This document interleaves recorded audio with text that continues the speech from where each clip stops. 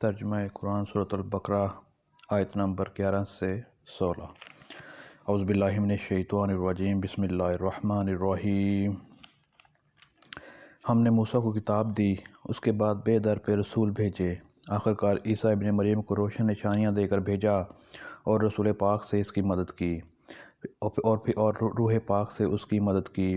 پھر یہ تمہارا کیا ڈھنگ ہے کہ جب بھی کوئی رسول تمہارے خواہشات نفس کے خلاف کوئی چیز لے کر تمہارے پاس آیا تو تم نے اس کے مقابلے میں سرکشی ہی کی، کسی کو جھٹلایا اور کسی کو قتل کر ڈالا۔ وہ کہتے ہیں ہمارے دل محفوظ ہیں، نہیں، اصل بات یہ ہے کہ ان کے کفر کی وجہ سے ان پر اللہ کی پھٹکار پڑی ہے، اس لیے وہ کم ہی ایمان لاتے ہیں۔ اور اب جو ایک کتاب اللہ کی طرف سے ان کے پاس آئی ہے، اس کے ساتھ ان کا کیا برتاؤ ہے، باوجود کہ وہ اس کتاب کی تصدیق کرتی ہے جو ان کے پاس پہلے سے موجود تھی، باوجود کہ اس کی آمد سے پہلے وہ خود کفار کے مقابلے میں فتح و نصرت کی دعائیں مانگا کرتے تھے، مگر جب وہ چیز آ گئی جسے وہ پہچان بھی گئے تو انہوں نے اسے ماننے سے انکار کر دیا۔ خدا کی لعنت ان منکرین پر، کیسا برا ذریعہ ہے جس سے یہ اپنے نفس کی تسلی حاصل کرتے ہیں کہ جو ہدایات اللہ نے نازل کی ہے اس کو قبول کرنے سے صرف اس ضد کی بنا پر انکار کر رہے ہیں کہ اللہ نے اپنے فضل وحی اور رسالت سے اپنے جس بندے کو خود چاہ نواز دیا، لہٰذا اب یہ غضب بالائے غضب کے مستحق ہو گئے ہیں، اور ایسے کافروں کے لیے سخت ذلت آمیز سزا مقرر ہے۔ جب ان سے کہا جاتا ہے کہ جو کچھ اللہ نے نازل کیا ہے اس پر ایمان لاؤ، تو وہ کہتے ہیں ہم تو صرف اس چیز پر ایمان لاتے ہیں جو ہمارے ہاں یعنی بنی اسرائیل میں اتری ہے۔ اس دائرے کے باہر جو کچھ آیا ہے اسے ماننے سے وہ انکار کرتے ہیں، حالانکہ وہ حق ہے اور اس تعلیم کی تصدیق و تائید کر رہا ہے جو ان کے ہاں پہلے سے موجود تھی۔ اچھا، ان سے کہو اگر تم اس تعلیم ہی پر ایمان رکھنے والے ہو جو تمہارے ہاں آئی تھی تو اس سے پہلے اللہ کے ان پیغمبروں کو جو خود بنی اسرائیل میں پیدا ہوئے تھے کیوں قتل کرتے تھے؟ تمہارے پاس موسیٰ کیسی روشن نشانیوں کے ساتھ آیا، پھر بھی تم ایسے ظالم تھے کہ اس کے پیٹھ موڑتے ہی بچڑے کو معبود بنا بیٹھے۔ پھر ذرا اس میثاق کو یاد کرو جو طور کو تمہارے اوپر اٹھا کر ہم نے اس سے لیا تھا۔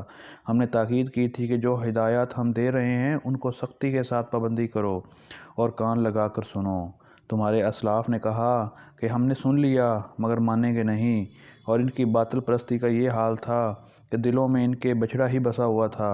کہو اگر تم مومن ہو تو یہ عجیب ایمان ہے جو ایسی بری حرکات کا تمہیں حکم دیتا ہے۔ ان سے کہو کہ اگر واقعی اللہ کے نزدیک آخرت کا گھر تمہارے انسانوں کو چھوڑ کر صرف تمہارے لیے ہی مخصوص ہے تب تو تمہیں چاہیے کہ موت کی تمنا کرو۔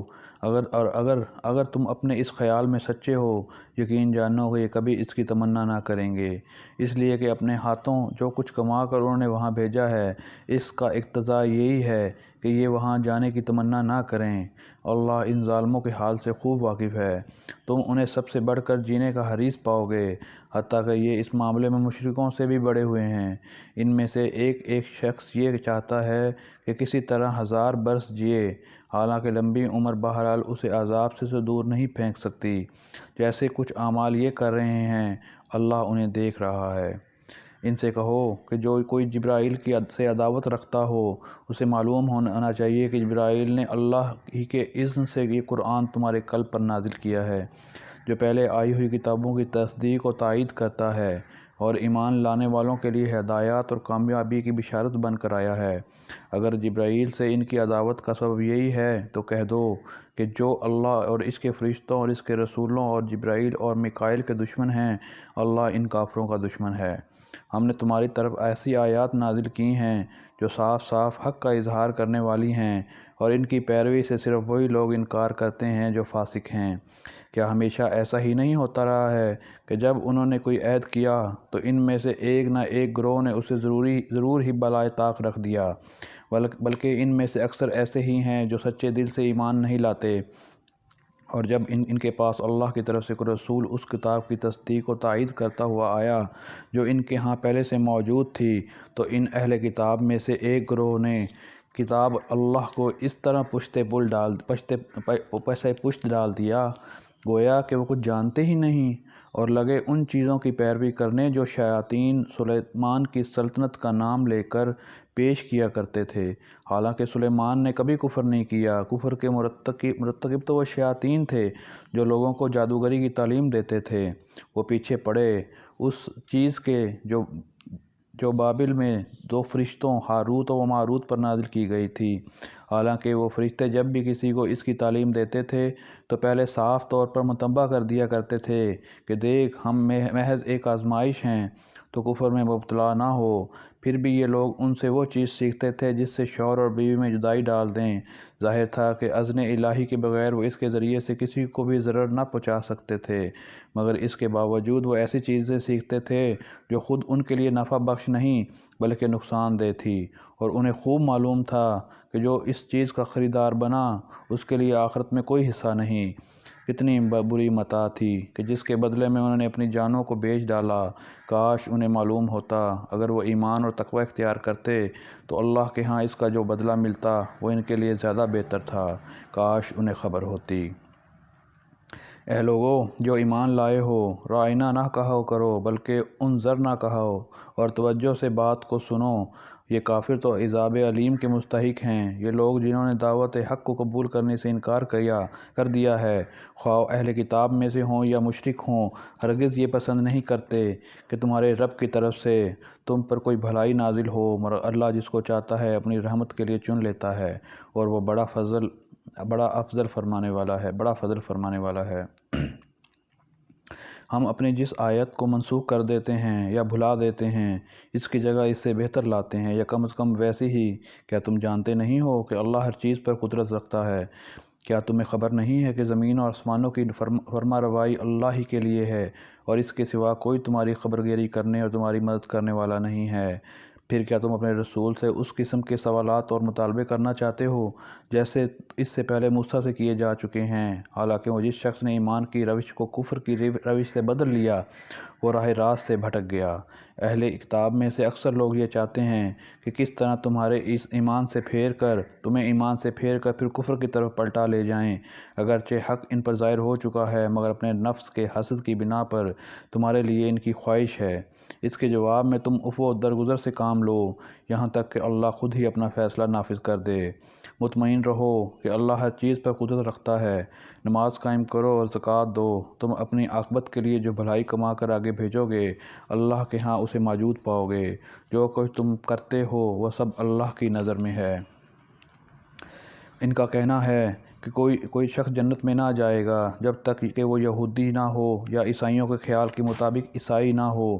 یہ ان کی تمنائیں ہیں۔ ان سے کہو اپنی دلیل پیش کرو اگر تم اپنے دعوے میں سچے ہو۔ دراصل نہ تمہاری کوئی خصوصیت ہے نہ کسی اور کی۔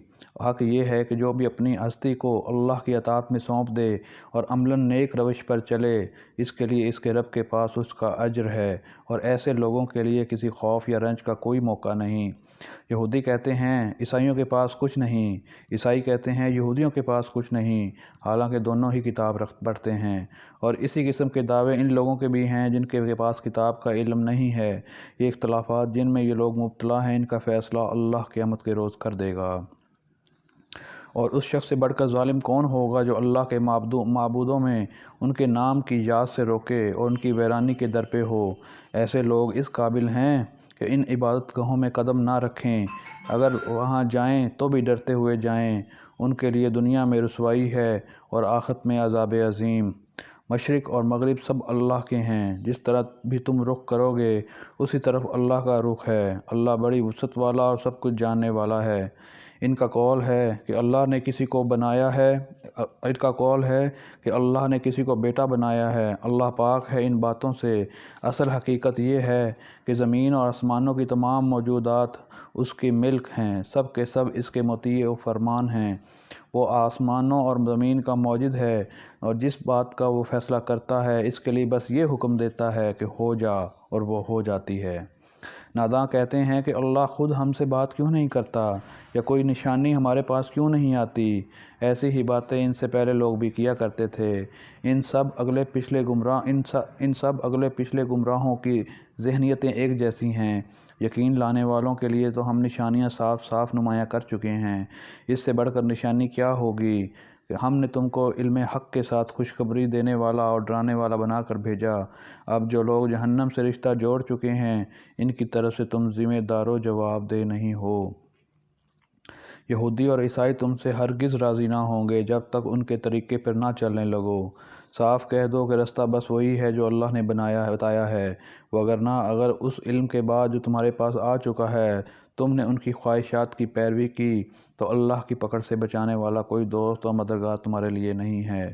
جن لوگوں کو ہم نے کتاب دی ہے وہ اسے اس طرح پڑھتے ہیں جیسے کہ پڑھنے کا حق ہے، اور اس قرآن پر سچے دل سے ایمان لے آتے ہیں، اور جو اس کے ساتھ کفر کا رویہ اختیار کریں وہی اصل میں نقصان اٹھانے والے ہیں۔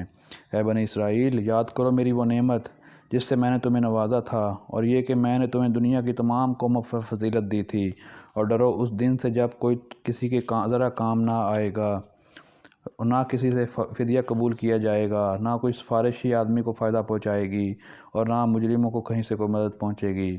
یاد کرو جب بنی ابراہیم کو اس کے رب نے چند باتوں میں آزمایا اور وہ ان سب میں پورا اتر گیا تو اس نے کہا میں تو یہ سب لوگوں کا پیشوا بنانے والا ہوں۔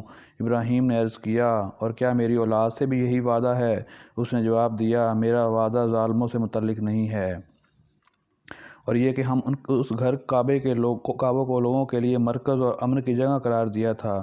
لوگوں کو حکم دیا تھا کہ ابراہیم جہاں عبادت کے لیے کھڑا ہوتا ہے اس مقام کو مستقل جائے نماز بنا لو، اور ابراہیم اور اسماعیل کو تاکید کی تھی کہ میرے اس گھر کو طواف اور اعتکاف اور رکوع اور سجدہ کرنے والوں کے لیے پاک رکھو، اور یہ کہ ابراہیم نے دعا کی اے میرے رب اس شہر کو امن کا شہر بنا دے، اس کے باشندوں میں سے جو اللہ اور آخرت کو مانیں انہیں ہر قسم کے پھلوں کا رزق دے۔ جواب میں اس کے رب نے فرمایا اور جو نہ مانے گا دنیا کی چند روزہ زندگی کا سامان تو میں اسے بھی دوں گا، مگر آخر کار اسے عذاب جہنم کی طرف گھسیٹوں گا اور وہ بدترین ٹھکانہ ہے۔ اور یاد کرو ابراہیم اور اسماعیل جب اس گھر کی دیواریں اٹھا رہے تھے تو دعا کرتے جاتے تھے اے ہمارے رب ہم سے یہ خدمت قبول فرما لے، تو سب کی سننے اور سب کچھ جاننے والا ہے۔ اے رب ہم دونوں کو اپنا مسلم مطیع فرمان بنا دے، اور ہماری نسل سے ایک ایسی قوم اٹھا جو تیری مسلم ہو، ہمیں اپنی عبادت کے طریقے بتا اور ہماری کوتاہیوں سے درگزر فرما، تو بڑا معاف کرنے والا اور رحم فرمانے والا ہے۔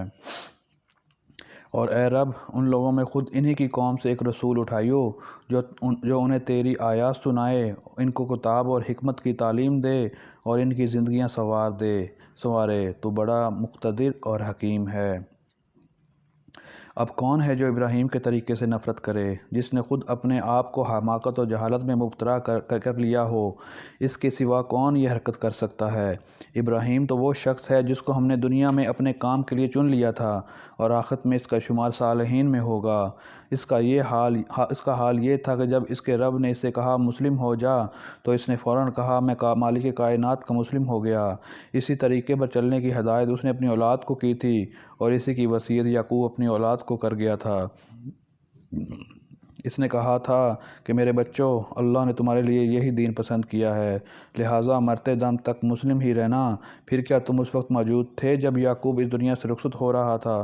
اس نے مرتے وقت اپنے بیٹے سے پوچھا بچوں میرے بعد تم کس کی بندگی کرو گے؟ اس سب نے جواب دیا ہم اسی ایک خدا کی بندگی کریں گے جسے آپ نے اور آپ کے بزرگوں ابراہیم اسماعیل اور اسحاق نے خدا مانا ہے، اور ہم اسی کے مسلم ہیں۔ اور وہ کچھ لوگ تھے جو گزر گئے، جو کچھ انہوں نے کمایا وہ ان کے لیے ہے، جو کچھ تم کماؤ گے وہ تمہارے لیے ہے، تم سے یہ نہ پوچھا جائے گا کہ وہ کیا کرتے تھے۔ یہودی کہتے ہیں یہودی ہو تو راہ راست پاؤ گے، عیسائی کہتے ہیں عیسائی ہو تو ہدایت ملے گی۔ ان سے کہو نہیں، بلکہ سب کو چھوڑ کر ابراہیم کا طریقہ، اور ابراہیم مشرکوں میں سے نہ تھا۔ مسلمانوں یہ کہو کہ ہم ایمان لائیں اللہ پر اور اس کی ہدایت پر جو ہماری طرف نازل ہوئی ہے، اور جو ابراہیم اسماعیل اسحاق یعقوب اور اولاد یعقوب کی طرف نازل ہوئی تھی، اور جو موسیٰ اور عیسیٰ اور دوسرے تمام پیغمبروں کو ان کے رب کی طرف سے دی گئی تھی، ہم اس کے درمیان کوئی تفریق نہیں کرتے اور ہم اللہ کے مسلم ہیں۔ اور پھر اگر اسی طرح ایمان لائیں جس طرح تم لائے ہو تو ہدایت پر ہیں، اور اگر اس سے منہ پھیریں تو کھلی بات ہے کہ وہ ہر درمی میں پڑ گئے ہیں، لہٰذا اطمینان رکھو ان کے مقابلے میں اللہ تمہاری حمایت کے لیے کافی ہے، وہ سب کچھ سنتا اور جانتا ہے۔ کہو اللہ کا رنگ اختیار کرو، اس کے رنگ سے اچھا اور کس کا رنگ ہوگا، ہم اسی کی بندگی کرنے والے لوگ ہیں۔ اے نبی ان سے کہو کیا تم اللہ کے بارے میں ہم سے جھگڑتے ہو، حالانکہ وہی ہمارا رب بھی ہے اور تمہارا رب بھی، اور ہمارے اعمال ہمارے لیے ہیں، تمہارے اعمال تمہارے لیے، اور ہم اللہ ہی کے لیے اپنی بندگی کو خالص کر چکے ہیں۔ یا پھر تمہارا کہنا یہ ہے کہ ابراہیم، اسماعیل، اسحاق، یعقوب اور اولاد یعقوب سب کے سب یہودی تھے یا نصرانی تھے؟ کہو تم زیادہ جانتے ہو یا اللہ۔ اس شخص سے جو بڑا ظالم اور کون ہوگا جس کے ذمہ اللہ کی طرف سے ایک گواہی ہو وہ اسے چھپائے، تمہاری حرکات سے اللہ غافل تو نہیں ہے۔ وہ کچھ لوگ تھے جو گزر چکے، ان کی کمائی ان کے لیے تھی اور تمہاری کمائی تمہارے لیے، تم سے ان کے اعمال کے متعلق سوال نہ ہوگا۔